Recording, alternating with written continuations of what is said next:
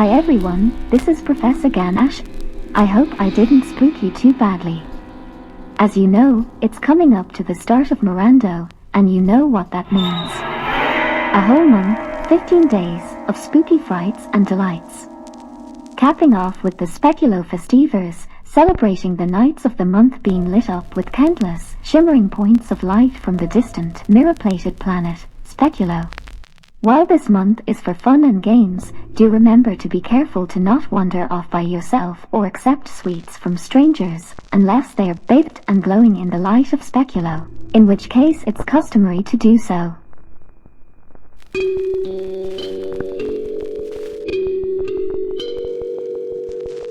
For our Professor Ganache's Did You Know, today, dispelling the myth once and for all about rodents and cheese. Did you know that cheese is actually not a favorite food of mice, rats and other such little creatures? They much prefer chocolates and sweets, though that isn't to say that it's healthy or even safe for them to eat. And here's an extra did you know to suit the season. This is a spooky one. Did you know some firefighters and anti-fire people have said that sometimes, when they are in a burning or unsafe house checking to see if anyone's around that needs help, they hear ghostly cries. It's an old tall tale of theirs that if you hear such a noise, which sounds like a child crying for help behind a door somewhere, not to rush in right away, and to instead listen for a moment. If, they say, you hear the same cry 3 times, not to open that door and to keep moving. Creepy, isn't it? You shouldn't worry yourselves though. It's just an old legend to keep those hard-working heroes on their little toes.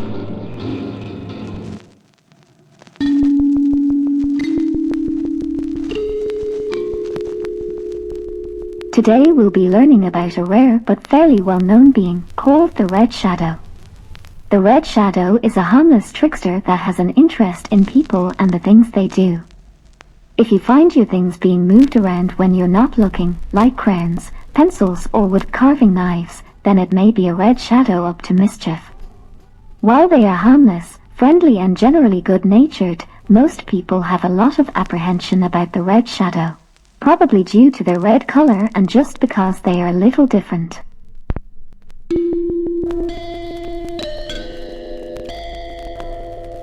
The red shadow is a red-colored shadow-like being with a big, rascally smile.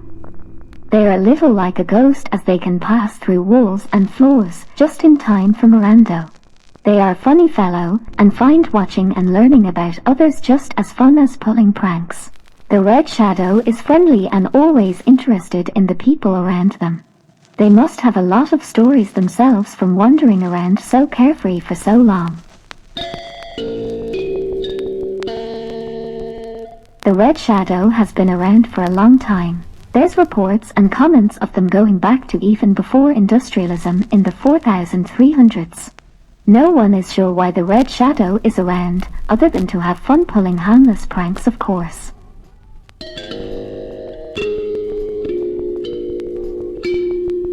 While friendly, the red shadow is a bit of a prankster. As you know, sometimes playing on jokes on people can hurt more than just their feelings and sense of trust in a person. If you feel that the red shadow is starting to get carried away, do your best to explain that you feel they are going a bit too far and to dial it back a little. The red shadow isn't known for being able to pick up subtle social context clues, so being polite but honest is the way to go for clear communication so they can know what your limits are. If something bad does happen and you get hurt, be sure to let the red shadow know. They can take the pain right away if asked nicely. The red shadow is quite elusive and apparently tricky to interview, so that's all the information we have at the moment. What do you think of the red shadow? Would you want to play with them?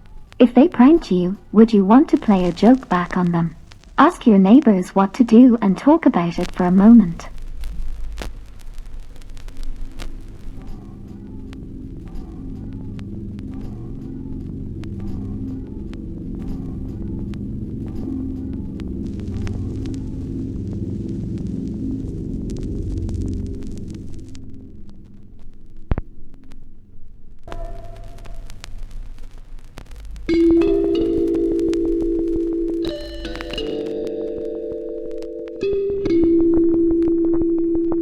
Well now, here we are again, back in the mail room. We've got a few non-paper letters here from little ones and adults alike. This first one says, What is the purpose of these videos? Hello, nameless fan. This is a video series broadcast to public television in USA and maybe beyond about the world around us, namely to do with beings that don't quite fit into one category or another. Who is Ladislas? They're the company on the title card. Who voices you? This may come as a surprise, and I'd not normally draw back the curtain on the production, but I do my own voice. I also do the graphics. See, the red shadow is waving at you. That was a direct letter, wasn't it? To whom it may concern, while I personally find your show to be quite inaccurate and overly simplified, my juvenile has become very attached to your show. She instructs me to always tape it, and she enjoys watching them over and over again. Oh my, that's so nice to hear that she enjoys the show. In fact, she had her letter read by you previously, something that she considers a crowning achievement. I must thank you for including her letter as it made her very happy. She has had me enclose this artwork she produced, assuming you would display art sent in. Oh, of course. I honestly hadn't considered that that could even be a possibility. I'll bring it right up. This is beautiful. Thank you so much. Wow. Look at that snorf. What a lovely letter. Thank you for writing in, and thank you Puscab for the amazing drawing. I'll keep that forever.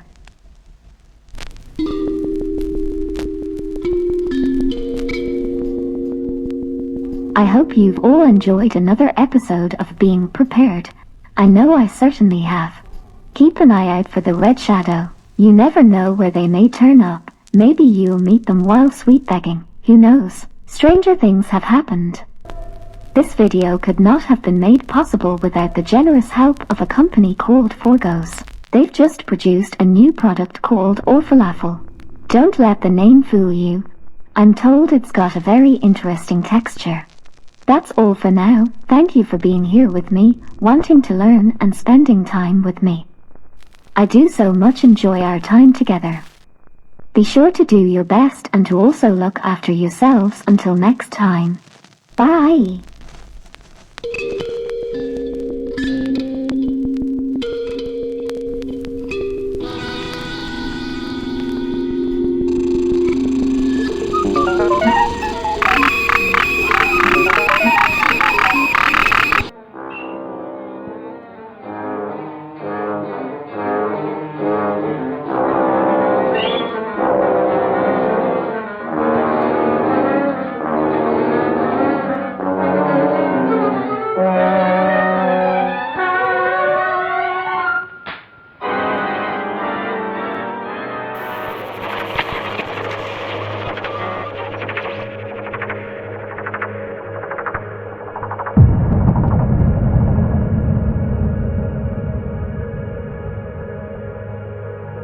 Is this thing on?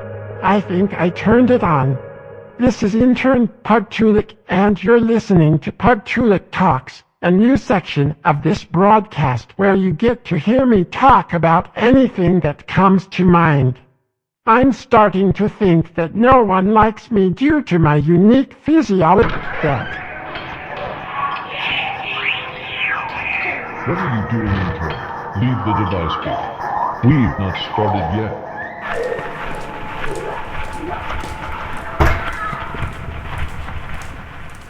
Was this on the whole time?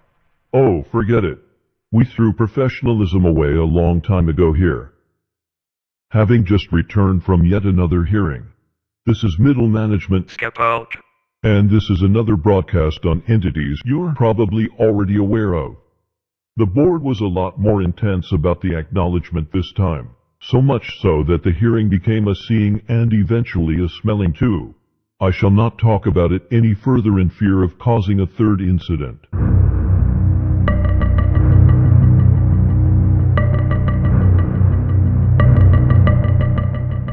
That extremely illegal book is still circulating, with fans of it making copies in their designated dwellings to pass it on, almost akin to a virus. No one will say what it's about, which makes people all the more curious as to its contents. There has been a few bids to try and stop the situation from continuing to unfold, but it shows no sign of stopping. The more is said about it, positive or negative, the more word gets out. The only other thing to report so far is the constant minor vibrations emanating from below us has changed rhythm, according to those that study such phenomena. More on this as it plays out.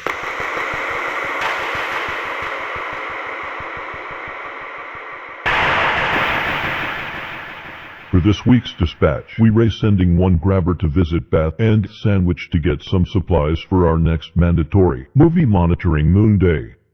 They don't supply baths or sandwiches, but thankfully the assignment is for searching specific bins, and any object of mild or above interest they can reach between gates. Grabbers are known for being able to carry copious amounts of objects about their person, so only one is needed for this errand.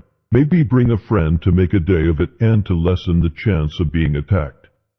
On that subject, I've been instructed to start educating those viewing on our various types of agents we send out. While I, apparently quite incorrectly, assumed that it was all common knowledge to literally anyone who has worked here more than a week, I suppose I was wrong. So, beginning next broadcast, I shall be reminding you what your actual job descriptions and designations actually are. Appropriately titled, Get a Clue. The Magpie Clue is lucky enough to be heading to Vacated Beach, but not for an ill-earned holiday, which still remain the stuff of legend here at Kindo Foods. Since that fool Waxworks managed to finalize the ridiculous isolationist trade deal, there has been reports of strange fish washing up onto beaches that are cursed to share the same sea as he does. These fish all appear to have simultaneously grown teeth, and every single one of them found dead with an exposed greening rictus. The teeth are human.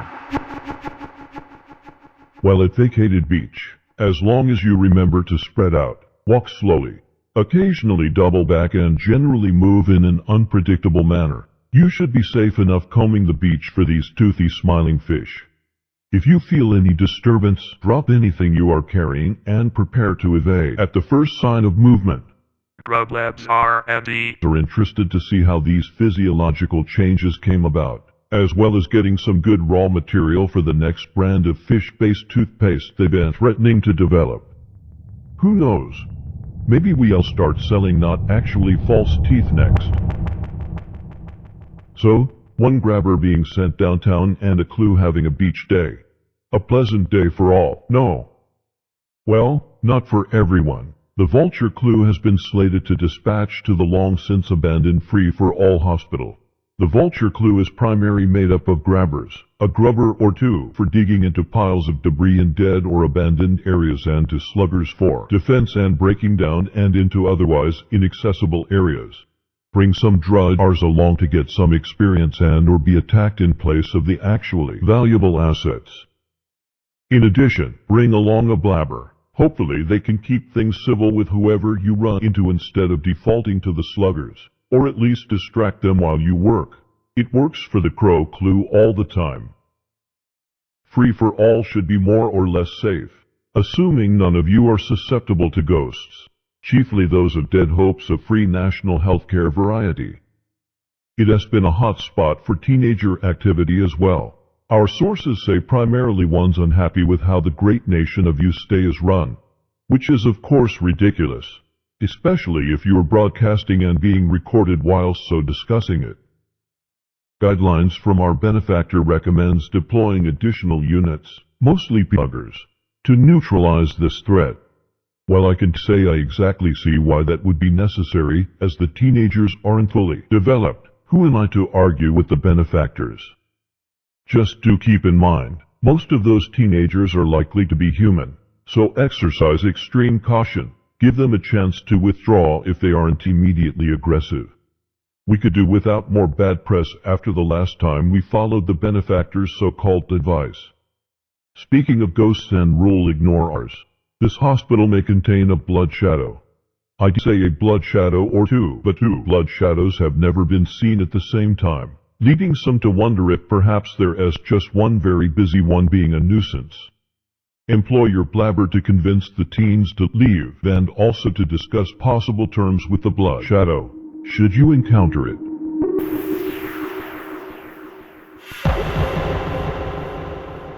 Cruel and ruthless, made up of blood, pain signals and the apparent need to butt in to disrupt everyone's business. They make perfect upper managers. Entity. Blood shadow. Threat level. Pitchfork semi-slug. Maggot potential. Also known as Sanguine Raw Phantasmae. Blood shadows are considered to be distant relatives to the entities known as abrogabrations, which, rather than be drawn to physical pain and trauma, are instead attracted to mental pain. We'll get to those things later. These annoying tricksters are the bane of any dispatch. Blood shadows can be identified by being on average 7 feet or just over 2 meters tall. Slender physique with partially transparent blood-red body featuring a 3-cornered grin. Being able to pass through solid objects, leaving a trace residue. In a weakened state tend to not be able to retain themselves quite as well, leaving larger stains behind. Information. Unfeeling.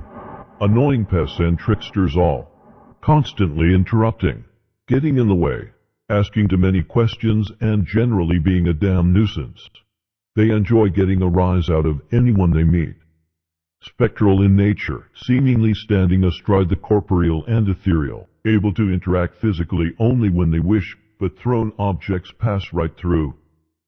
They experience no negative emotion aside from boredom and occasional pensiveness. Subside on blood and pain while not having the capacity to feel pain themselves. This makes blood shadows very overconfident and lack any inhibitions. A true horror to a play as systematically controlled as you stay. This means they ray free to annoy as many people or entities as they wish. Blood shadows have been noted as even being able to stay in houses with no negative effects, other than the dull company. Note for Proud Labs R&D. What would happen if a blood shadow stayed in a house along with someone else? Would the application of IAP help the prey from being processed? Would they even try? Or just sit back and watch? Known for being very difficult to get on with. And while blood shadows cannot be harmed, they don't generally seem interested in grievously harming or killing others, just trying to realize their dream of being the biggest pests they can be. Rather than your life, the most you generally lose from blood shadows is some blood, your time, efficiency and your patience, which to some workers is a worse fate than death, or death adjacent. They're made up of blood they've taken or found. Blood shadows are able to absorb any sort of blood, including old dried blood and diseased blood. The processes within them converting any and all blood into the S type of blood, unique to them specifically and universally accepted by any blood-carrying entity. Their primary substances occasionally crystallize into clumps. These are ejected, perhaps seen as a corporal tethers and causing a vulnerability for the blood shadow. Or just a waste product.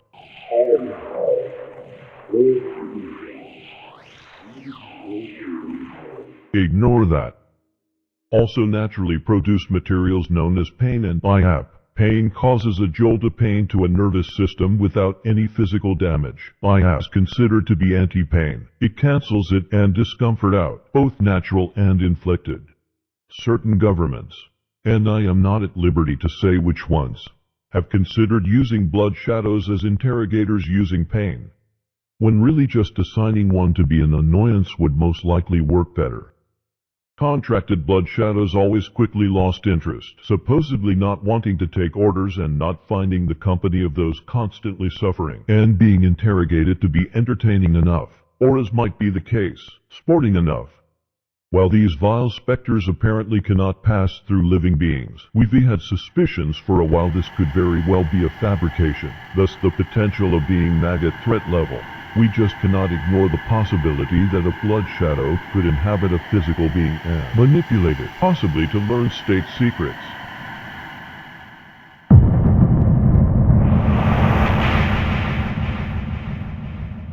Do pretend you don't see them. Do act as if you can't hear them. To make it clear that no matter how much they continue to almost flip random switches in your peripheral vision, you won't acknowledge them. To use a brisk voice as if you're too busy to bother with them and don't stop what you're doing. This only invites further interaction. If the needs must, do designate a non-essential member of your crew to entertain the blood shadow if they insist on being annoying and making it your problem. If offering pain or especially IAP, do agree to donate as much of your and your crew as blood or blood-adjacent ichor as possible in exchange for it. Only one member of a crew has to be conscious or alive for extraction, and we can always do with more spare parts. Don't fully stop to talk and give your full attention to the blood shadow. Don't agree to do anything for the blood shadow unless there is a clear, productive reason to do so. Don't look at it. Don't acknowledge it. Don't press that. Fine. Yes, I know you're there, you little pest. What do you want? And more importantly, what do you want that will make you go away? The device won't pick up your voice. It only detects kind of food voice boxes.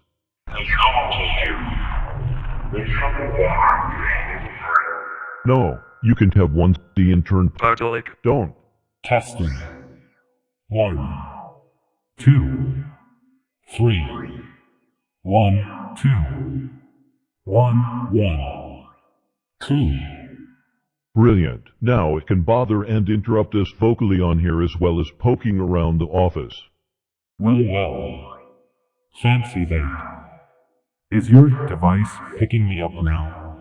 I don't know why you're asking. You're leaning over me with your poor excuse for a face almost against the audio levels readouts. Oh, I know. I'd just like to hear you say it. Blood Shadow, was there some other name you recall by? Why would I need something like a name? I know which one of you I am. That voice suits you. It has got that same smug, eerie quality. Starewicz. You're very touchy today. I was trying to get this broadcast wrapped up.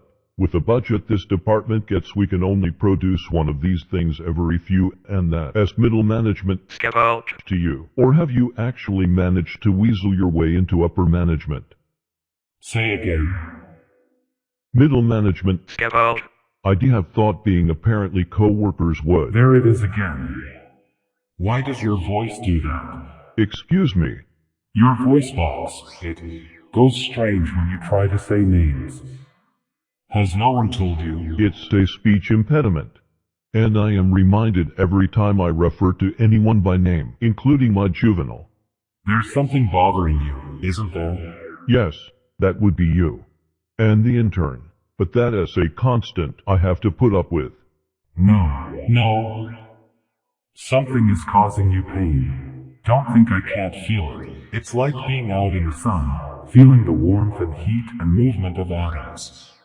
If it will have you leave sooner, then yes, there is a chronic pain in my obliquely striated muscle. May I? No. Not like you can stop me.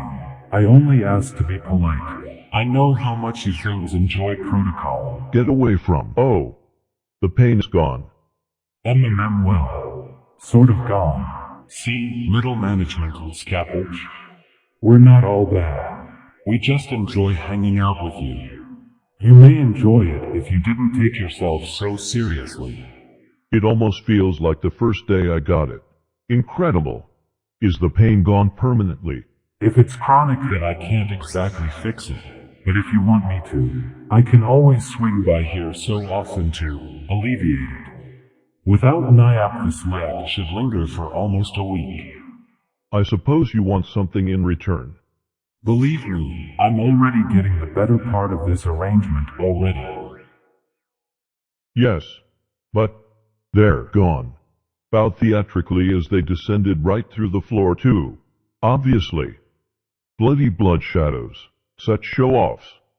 Remind me to offer that will you laughingly refer to a slud next time they come around for giving them a damn voice box. In turn. Well, after that show of apparently good faith from our very own corporate blood shadow co-worker, I suppose I should divulge some of the finer details about them. Our newest addition had been rather annoying as of late, so I neglected to share everything we know about them. In no particular order. There have been no deaths reportedly caused by a blood shadow directly. The worst there has been are death by misadventures that also included a blood shadow. They are known for enjoying entertainment, company, banter and witnessing activities of any kind. They can have a wide array of interests and are curious to a fault. They dislike stillness, being alone for long periods, boredom, lack of variety and, much like everyone else who has ever existed, the collective. It was assumed for some time that blood shadows feed off not only the blood, but the suffering of others. It was discovered that the nourishment they gain is actually from electrical impulses, namely, the ones found within the body that communicate pain to the brain, and the ones inside it that react and signify it. They apparently gain nourishment in two ways. 1. Passively, with no difference in the life form being fed from. Much like someone sunbathing doesn't take away heat from the sun. This results in less nourishment overall but can be from several sources at once, such as in the downtown area or hospital.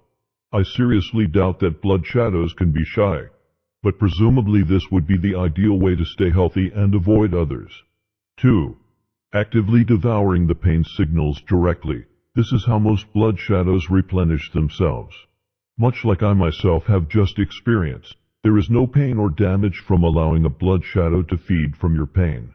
It doesn't exactly heal a wound or problem, though it does alleviate, or rather, remove the pain for a time. This has seemingly proven to help a body's natural recovery, as it's under less stress. Here's the section I was going to skip entirely.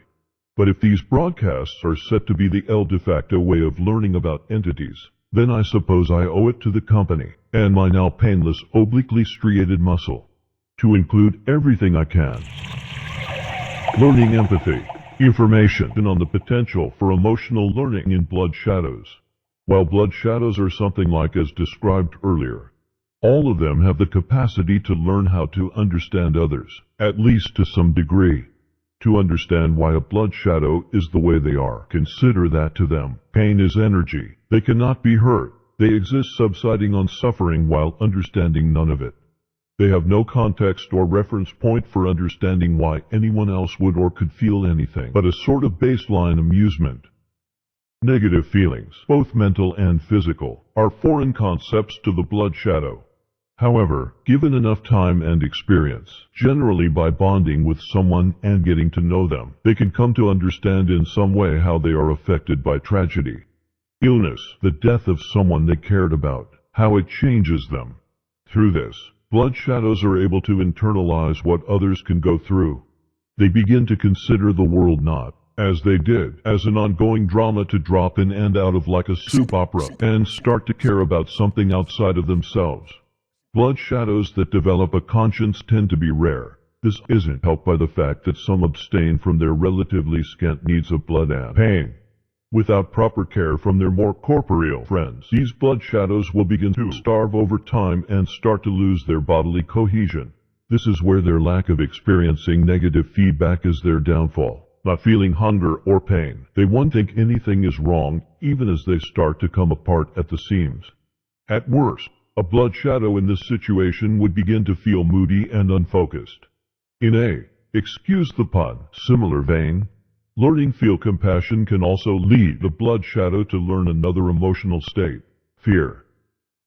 Normally, blood shadows fear nothing. There's nothing they need that isn't already plentiful in a world such as ours. However, fear and apprehension may begin to take hold if they allow themselves to bond with others.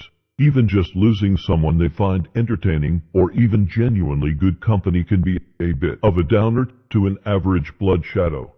Empathizing blood shadows also have one other major thing to fear: the collective. Something else we have in common is finding them to be a major source of gut-wrenching fear. Whether or not we have guts is besides the point. If viewed, a blood shadow of this nature would find that all they have learned, and how it has changed them, has been stripped away, leaving them as they once were. Something of a factory reset, if you will. Back to being an unfeeling cretin simply looking for entertainment. Any compassion, humility, care and individuality they once possessed now forever lost to the collective. Another note to Drug Labs R&D. If we fed enough compassionate blood shadows to the collective, could that in turn affect the collective? We could try to expedite the process by setting up some sort of mechanism or script to play out to quickly rehabilitate a newly white blood shadow to. No. Scratch that. It's mimic infection and infestation season again.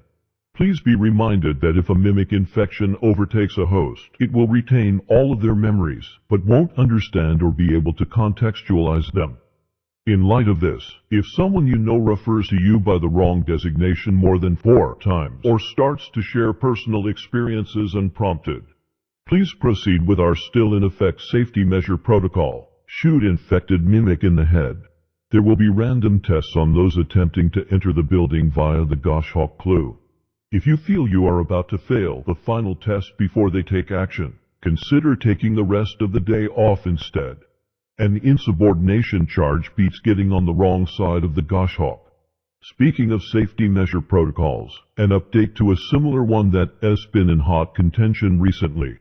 Before proceeding with safety measure protocol shoot me cry in the head, management has politely requested that you ascertain if the person in question is joking, tired, drunk, or is just known for being forgetful.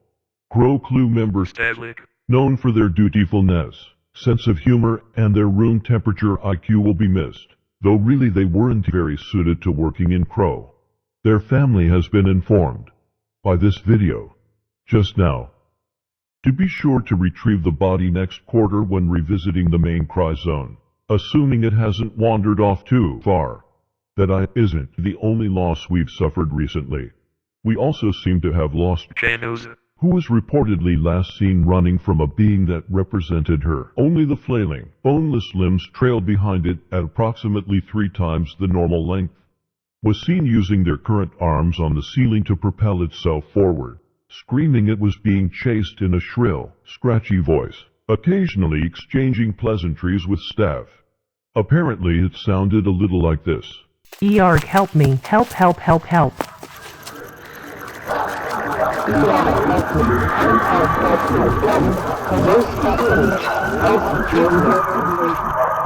No one thought to investigate further, so keep an eye out for Janos or a Janos. like individual for the next few months.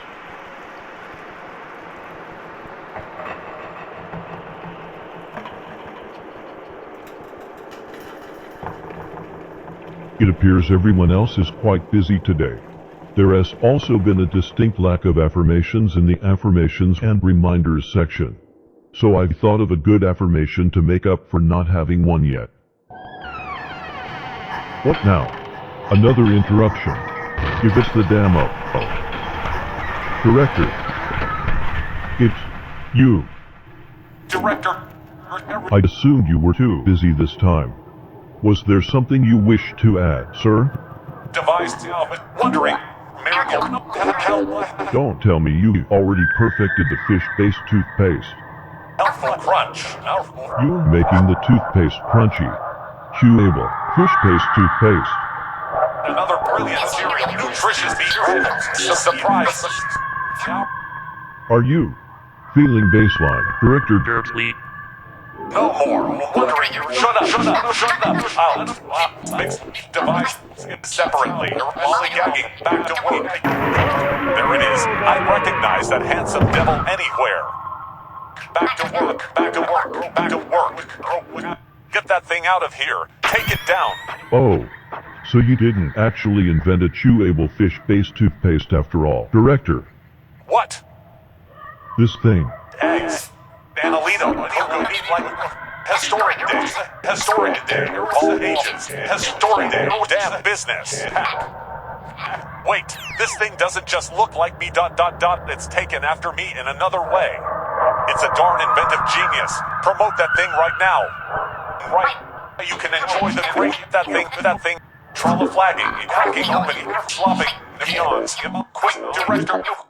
Well, already gunning for my position, eh? I love this thing. Are you still recording? Subordinate Scapulch, turn that damn thing on.